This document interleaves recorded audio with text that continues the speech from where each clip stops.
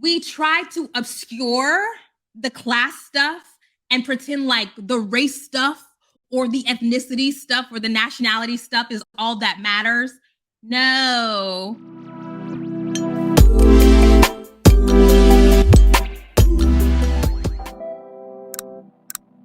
Jackie Aina just turned 35, and to celebrate that, she released a very special line of her new candles, but she is now getting some heat for it. So we're gonna watch some TikToks together about why people are mad. I'm so pissed because I actually have to remake this video again because I'm trying so hard not to cuss because it's TikTok. But I'm just pissed because why would you just wake up one fateful morning and decide, you know what, let me use Nigerians' chaos, the fights, the deaths, and name my candle Sorosuke. Sorosuke is just not a term, it's a movement. It's a movement for other people that lost their family members. People died, endless people died during ancestors. And you just wake up and say, "Oh, let me name my candle source." Okay, like, is it supposed to smell like death? Like people's family members that died? It's supposed to smell like gunpowder. It's supposed to smell like bullets. I don't even know. Like, this is so selfish. Like, you're using this term to make money. You're using this term to actually promote your own business. I remember this same lady that had to beg her to come and like create awareness for NSAS. Did you do it? No.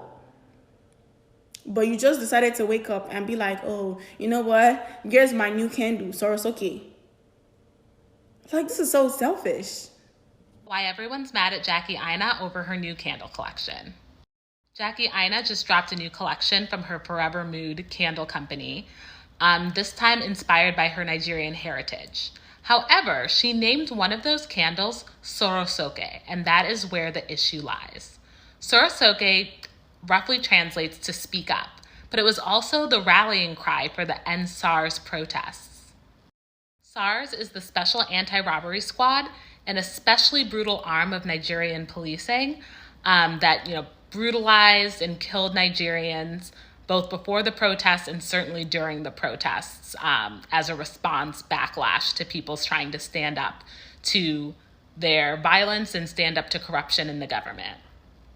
So it's completely out of order to name one of your luxury candles. First of all, I caught the shade. Not her luxury. The candles are cute. Sorosoke, because it's like naming a candle Say Her Name, in reference to Breonna Taylor, or naming it I Can't Breathe. Like, it is really in bad taste. She also put on the outside of the candle, "Tomorrow isn't promised, enjoy now," which is such a wild and flippant thing to say when you have a candle that references like people's actual deaths. It's just clear that she didn't really understand the true meaning behind Sorosoke, but as a Nigerian first-generation immigrant, she is making this entire collection about her heritage. If you look online, the whole rollout was supposed to be like traditional Nigerian clothing, music, all of that. But she clearly doesn't understand the needs of Nigerians right now. And during the NSARS protests, people asked her to speak out, and she ignored them and even blocked some of them. In fact, today she went and blocked a ton of people for pointing out that this was an issue. Her team ended up posting an apology, but people are not taking it. And I'm not Nigerian, I'm Sierra Leonean, so it's not up for me to decide whether or not someone should accept this apology. But people are really feeling like she only put it out just to check a box. If that she really understood the harm that she had caused, she wouldn't have been blocking people all day long, which, fair, true. As the brand owner of Forever Mood, I understand our decision has severely hurt members of my Nigerian community with the naming of the candle Sorosoke. We missed the mark on this, and it will never happen again.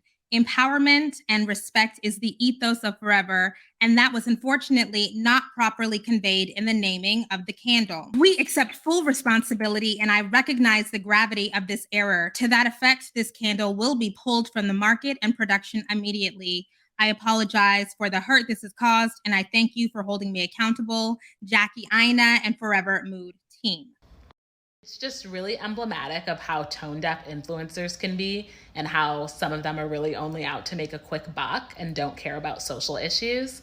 I think there's also something a little deeper here too about how first generation immigrants like myself can be really removed from the realities of people living in their parents' home country. But that piece is something that I will unpack with my therapist instead of TikTok. I wanted to make a note that after she issued that statement, she is now back to the regularly scheduled programming. You know, it's tricky. People are always throwing back in my face, a video called Black Women Deserve More Than Luxury that I made on the For Harriet channel at the end of last year. And they love to bring it up, right? They love to bring it up. Where do you live? Your clothes are expensive, and your watch and your jewelry and your car. And it's like, you missed the point of the video. I am not opposed to Black women anywhere in the world liking nice shit. Do whatever you want. I mean, let's try to minimize harm, though. Let's try to minimize harm and our participation in exploitation and all of that shit. But I'm never going to sit here and be like, don't buy yourself anything that costs more than $250.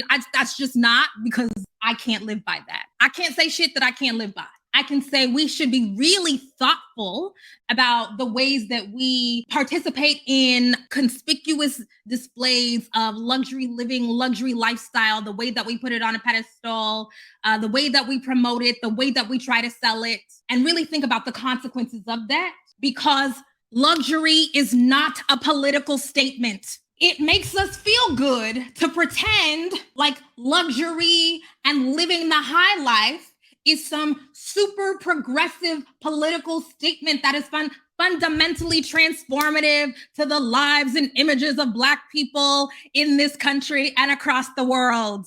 It is not. Consumerism is not a political statement. It's not. It's fun as fuck. It makes you feel good. Empowerment is not politics. So even in that statement that she released, right? Like, Forever Mood is focused on empowerment. I'm like, oh, right. It's interesting that that word is in the apology, because what people actually need is like fundamental, structural, institutional, political change. And it's easy for us, people who spend a lot of time online, who make our lives and our livings online, if we're not really doing the work, doing the reading, following the right people, listening to the right folks, it's easy for us to think that empowerment equals power and luxury equals politics. And I think that that is the black hole that Jackie is sucked into. Jackie Aina, pioneer, innovator, so important to Black influencer culture, to beauty culture at large. That is her thing, the Black Barbie. But when we're talking about the kinds of politics that she's engaging in, advocating for more representation within the beauty world is one thing. And I'm not saying that's nothing.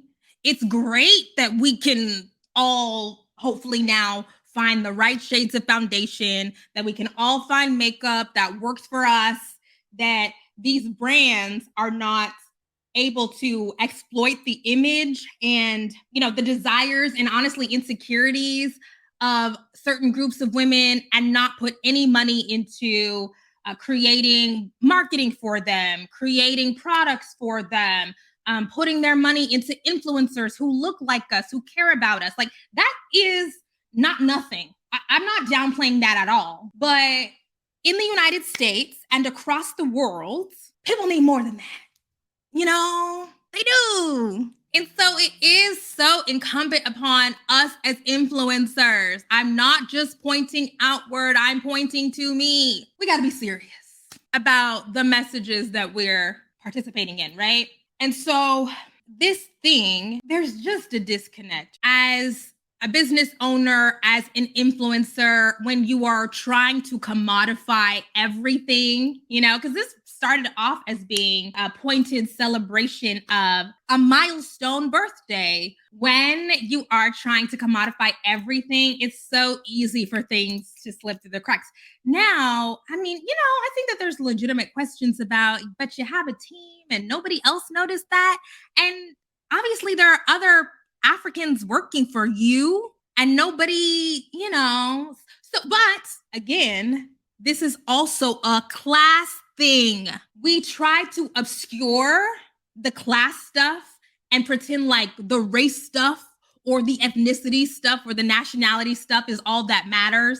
No, it's a class thing. And especially, I don't know. I mean, multiple people have said it, so I guess it has to be real. Like, if she did not speak out about end SARS when that was a movement, then yeah, people are definitely going to have some questions for sure. So she thinks she's above being accountable to poorer Nigerians, maybe the reason why she was on a blocking spree. Well, Jackie is a notorious blocker anyway. And I get it. I do. As somebody who only has a fraction of her following, the negativity can be overwhelming for me. I cannot even imagine what it is for her. The optics of just blocking people, certainly they don't look great, but because I can empathize about that. Maybe she'll choose an organization to donate the proceeds that they've collected so far to. Maybe she'll come back and expound more, because it looks like right now that we're back to the regularly scheduled programming. Influencers fuck up, I fuck up. This is relatively new territory that I feel like we are trying to navigate. It's real precarious territory, even for somebody like a Jackie. Well, Jackie and I are not in the same situation, girl. As I said, I still live in a 1.5 bedroom apartment. I do not have a rose garden, but, financially stable. So here's the other thing, though, is that it's, nuance. There's nuance in everything. Everything is complex, right? Because absolutely, it's easy for somebody as, visible and, a dark-skinned Black woman who's hyper visible, it's easy for people to pile on. But also, this is a woman that has a lot of power. I feel the same way about Beyonce. I do. But sometimes people will criticize me for being critical of Beyonce. And I'm like, you're defending a billionaire right now. So I think that the nuances, sometimes the complexities of power, what Patricia Hill Collins might call the matrix of domination, the way that power intersects in very peculiar and particular ways, depending on who, I think sometimes that gets lost on us. Most people's engagement with culture in general is mostly predatory. I've seen it in a lot of different people. Oh my gosh, such a good point here. Influencers, particularly, influencers that have attachments to marginalized identity. We do exploit our connections to marginalized identities in particular ways, but most people, in whatever field you are, when you are getting access to power or have more access to power, because power is so centralized in the hands of a few, and your access to power generally relies on your ability to telegraph certain things to dominant society, right? To white hegemony. You are probably going to, no matter where you're located socially, kind of dig up and exploit that trauma, that whatever. This is also now making me think of how so many of us in our college admissions essays talk about the trauma, the struggle, racism, heterosexism, homophobia, poverty, whatever, because you're trying to use those experiences to show yourself worthy to the dominant institution, right? The norms and ideas and ideals of the gatekeepers. It all connects. It's all connected.